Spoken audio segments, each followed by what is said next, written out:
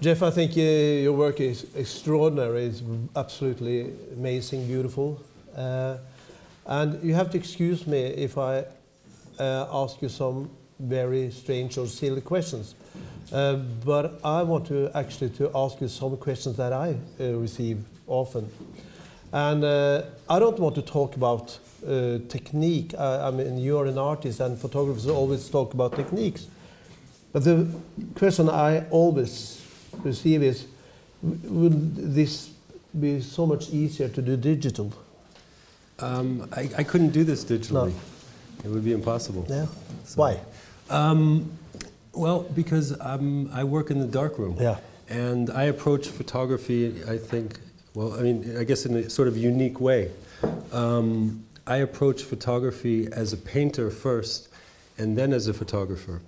Because to me, I've been looking at photography for over 25 years now, and it's an extremely complex medium. It has so many layers, and I'm still trying to understand it. What I try to do is to use the power of painting and the power of photography together. The painterly moves that I make in the darkroom, if I did it on a computer, it would be mechanical. And I like to have organic and natural brush strokes or things that are part of nature. Timeless, that the photographs are timeless is important for you. Yeah, well actually, this is, my work is a little because you don't look at this photograph and think 2013. No, well this is, I do something, I think it's maybe a little schizophrenic or counterintuitive to generally how photography is used. Generally photography is used to document a moment, and in my photographs, I don't want there to be any event. I don't want there to be something happening. What I'm trying to make timeless is a spiritual or emotional moment. That's where I use the power of photography. And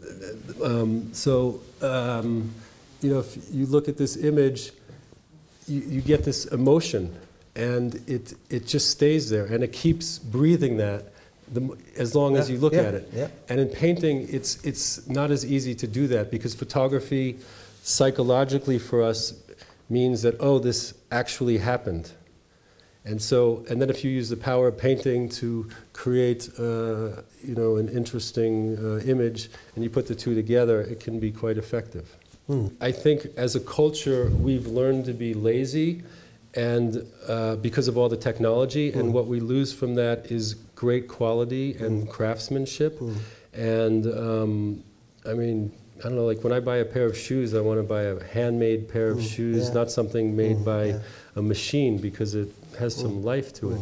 And so it is tiring, exhausting, but then I get something like this, which is handmade and real and can never be duplicated. I can't even duplicate this.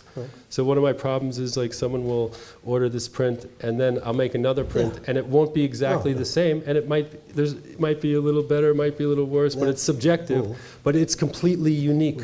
By nature, I have a very destructive side to me, and I have a very creative side to me, and they're constantly you know, at war. And I think nature's like this. I mean, you have one day it's a beautiful day, and the next day it's a bloody hurricane.